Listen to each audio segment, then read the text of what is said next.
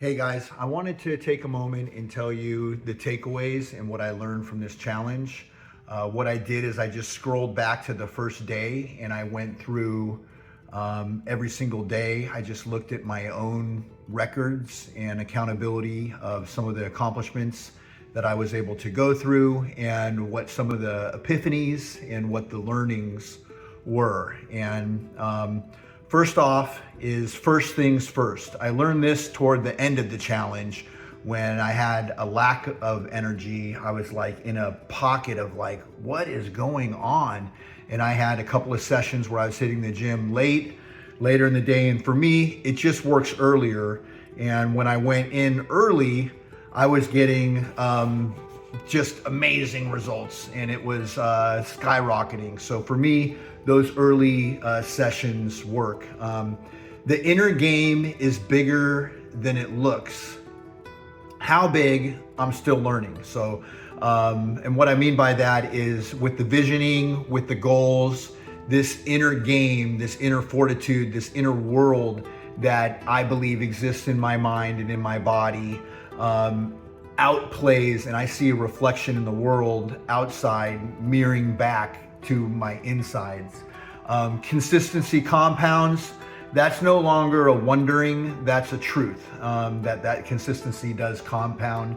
Habits are healthy, and bad habits, which I would also call addictions, can spiral in the other direction too. And I am a creature of habit. And so I learned that in this challenge about myself as well.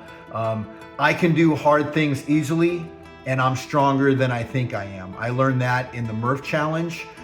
When the Murph Challenge first started, I said, I don't know if I can even do this, but I'm gonna die trying, and I'm gonna do it right away and just get it out of the way and knock it out. And like halfway through, 25%, 50%, I mean, I made a video and I showed that. Visualize the vision. I stayed really consistent and made sure that I did that every single day. I usually did that in the gym, and I found that to be probably the largest lever.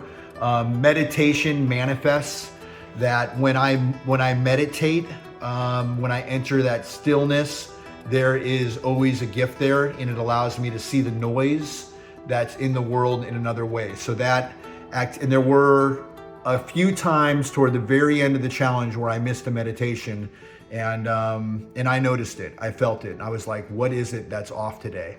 I learned that what one man can do, another can do, and that I'm inspired by you guys. When I saw Charles bang out those 90s and the dips, I was like, I'm doing 90s. I got to get in the gym and do 90s, even though I have not done it yet. Charles, I'm coming for you. I learned that men helping men is magical.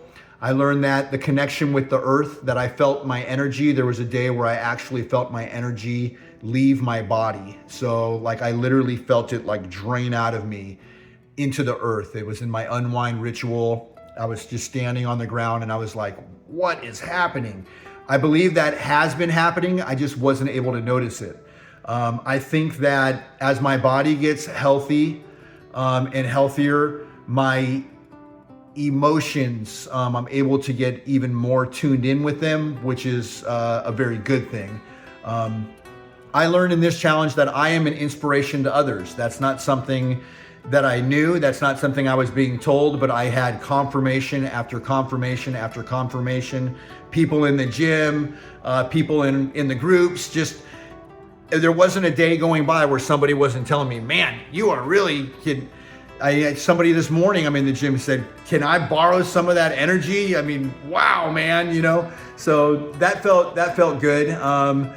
I learned to leverage every minute, and habit stacking is a powerful technique because time is limited. You know, we just have today. That's something that I brought into the challenge that I already knew. Carpe diem, memento mori means seize the day and remember we must die.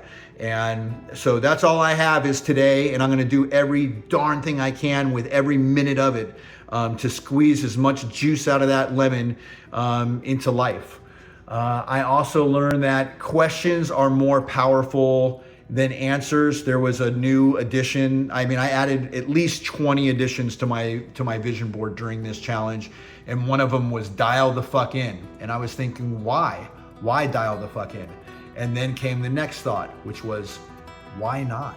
I learned that the vision board is my #1 asset, and I started having actual flashes in my day after reviewing my vision board, and I literally just go through and swipe through the pictures. I'll have some of them up here in this video.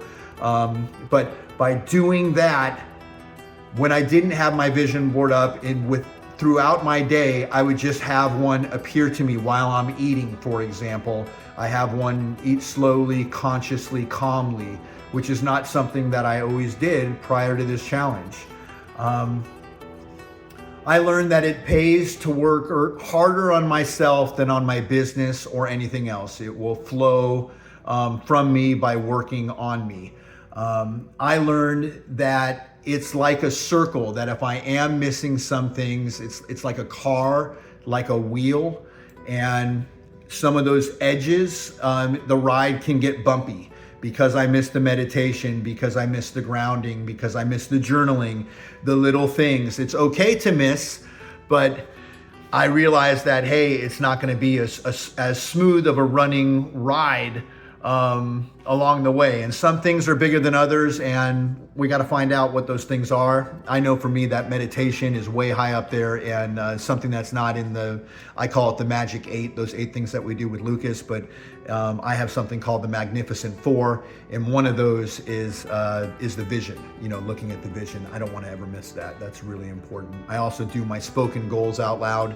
I've learned that through this challenge by logging my food, I've had more awareness and hyper awareness, and I've learned self-reflection. At the end of the day, I was already reflecting long before this, but I was not typing it all out and writing it all down and then sharing it out loud with the community. And that did make me press a little harder, because I knew that I have a lot of people looking in on my lens. So I was probably going already 85% with just Lucas one-on-one, and then it got bumped up to probably like 105% with the group aspect going on.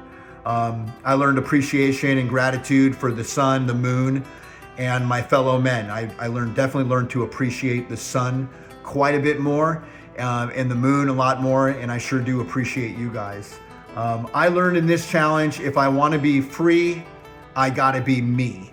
Not the me my parents think I should be, not the me my kids think I should be, not the me my wife thinks I should be, not the me that I think you guys think I should be. If I want to be free, I gotta be me. And that's the me I think I should be, because I live here in my home. So who do I want to be?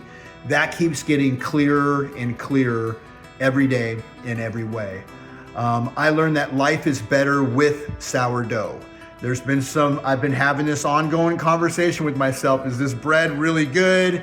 These carbs, man. I mean, I don't know how some of you guys are doing it, eating what you're eating. And I'm like, dude, I don't know how this guy's not blowing up. I learned that when I sit around, I lose energy. And when I move, I create more energy.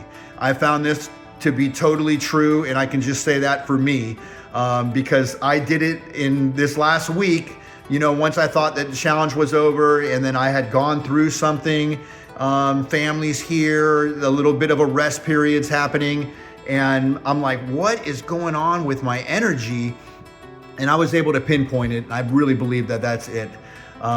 So this is a long video, but I did want to share you guys all these great takeaways. It's a fantastic community. I love the ride.